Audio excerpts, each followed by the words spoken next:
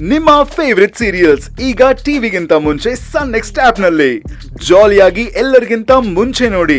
ಈಗಲೇ ಸನ್ next app download ಮಾಡಿ ಮತ್ತು ಸಬ್ಸ್ಕ್ರೈಬ್ ಮಾಡ್ಕೊಳ್ಳಿ.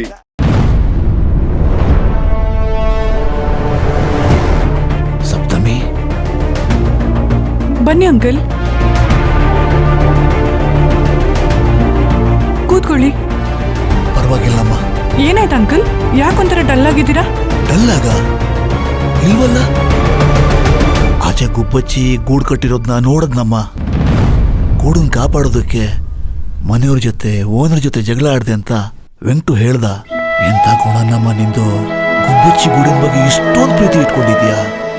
ಹಕ್ಕಿಗಳು, ಪ್ರಾಣಿ ಪಕ್ಷಿಗಳೆಲ್ಲ ನಮ್ ತರನೇ ಜೀವನ ಮಾಡ್ತೇವೆ ಅಲ್ವಾ ಅಂಕಲ್? ನಾವು ನಮ್ಮ ಮನೆಯವ್ರಿಗೋಸ್ಕರ ಎಷ್ಟೆಲ್ಲ ಕಷ್ಟಪಡ್ತೀವಿ, ಅವು ಹಾಗೆ ಕಷ್ಟಪಡ್ತವೆ. ಅದಕ್ಕೆ ಗುಬ್ಬಚ್ಚಿ ಗೂಡನ್ನ ಒಡೆದಾಕ್ಬಾರ್ದು ಅಂತ ಜೋಪಾನ ಮಾಡ್ದೆ. ಒಂದು ಗುಬ್ಬಚ್ಚಿ ಗೂಡನ್ನ ಒಡೆದಾಕ್ಬಾರ್ದು ಅಂತ ಎಷ್ಟು ಜೋಪಾನ ಮಾಡ್ತಿದ್ದಾಳೆ.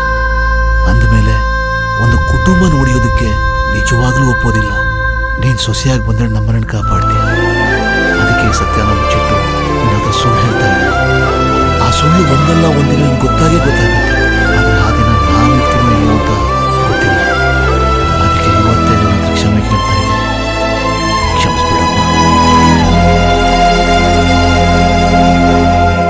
ಅಂಕಲ್, ಏನ್ ಯೋಚನೆ ಮಾಡ್ತಿದ್ದೀರಾ? ಗುಬ್ಬಚ್ಚಿ ಗೂಡನ್ನ ಜೋಪಾನ ಮಾಡಿದ ಹಾಗೆ ನಮ್ಮ ಮನೆನೂ ಎಲ್ಲ ಕಷ್ಟದಿಂದ ಜೋಪಾನ ಮಾಡ್ತೀಯ ಅಲ್ವಾ?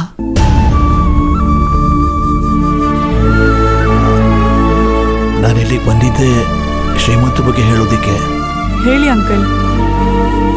ಶ್ರೀಮಂತು ನಿನ್ನ ಹತ್ರ ಏನೋ ಒಂದು ವಿಷಯ ಹೇಳೋದಕ್ಕೆ ಆಸೆ ಪಡ್ತಾ ಇದ್ದಾನೆ.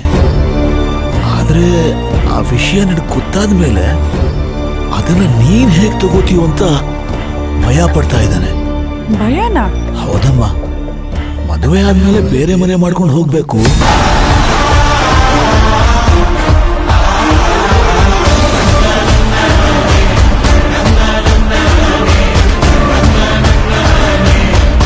ಅಂದ್ರೆ ಮದುವೆ ಆದ್ಮೇಲೆ ಬೇರೆ ಮನೆ ಮಾಡ್ಕೊಂಡು ಹೋಗ್ಬೇಕು ಅಂತ ಮಾತ್ರ ಹೇಳ್ಬೇಡಮ್ಮ.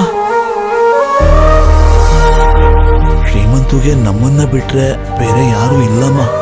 ಅವನಿಗೆ ಚಿಕ್ಕ ವಯಸ್ಸಿನಲ್ಲೂ ತಮ್ಮ ತಂಗಿಯಂದ್ರ ಜೊತೆ ಬೆಳೆದೇ ಅಭ್ಯಾಸ. ಜಗಳ ಇರ್ಲಿ, ಖುಷಿ ಇರ್ಲಿ, ಎಲ್ಲ ಹಂಚ್ಕೊಂಡು ಬೆಳೆದವನು.